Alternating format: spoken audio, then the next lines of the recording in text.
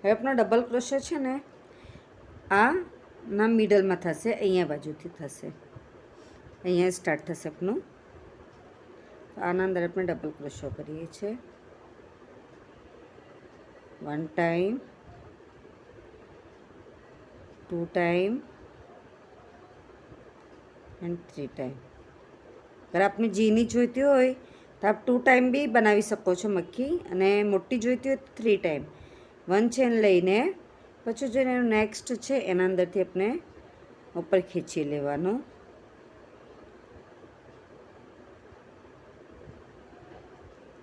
One 2 3 chain, પછી 3 time DC આપણે એના જ અંદર કરવાનું છે. 1 2 એન્ડ 3. 1 ચેન, થોડા ડિસ્ટન્સ પર એને પાછું આપણે ખીચી લેવાનું. એટલે આપણે આખું 1 રાઉન્ડ કમ્પ્લીટ થાય છે. સાહેબ આખું આપણું ફર્સ્ટ રાઉન્ડ કમ્પ્લીટ થશે. સેકન્ડ રાઉન્ડમાં પાછું આપણે હાથે જ થ્રેડનો 1 નોટ બનાવવાનું છે. ને આજે આપણું મિડલ હતું, ઉપરની જે ચેન છે આપણી અહીંયા, જે આપણી ચેન છે ને એના અંદરથી સ્ટાર્ટ કરવાનું છે. તો અહીંયા આપણે આને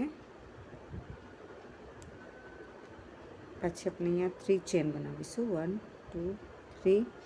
ને આ જે ચેન આપણી હતી આ વાલી, એના અંદર આપણે 3 ટાઈમ ડીસી કરીએ છીએ.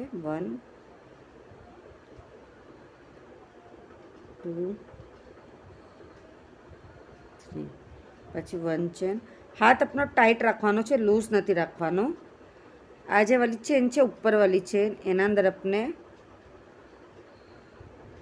એને અટેચ કરીશું. ડાયરેક્ટ આપણે હવે 3 ટાઈમ ડીસી લઈએ છીએ. 1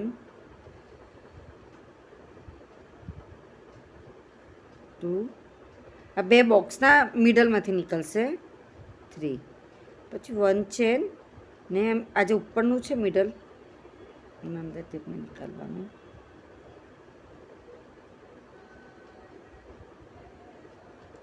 1 સોરી, પછી આપણે 3 ટાઈમ ડીસી લેવાનું છે.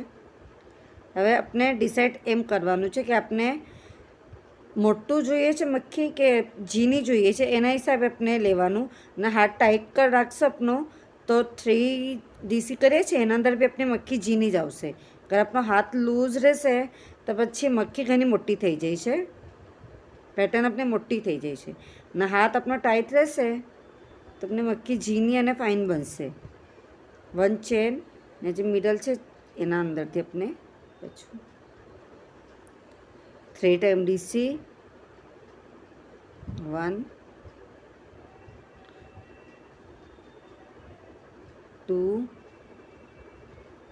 3. 1 ચેન, પાછું એના ઉપરના મિડલમાંથી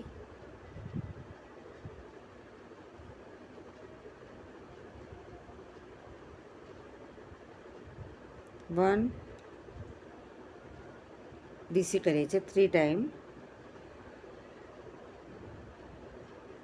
1 time DC, 2 time DC, 3 time DC.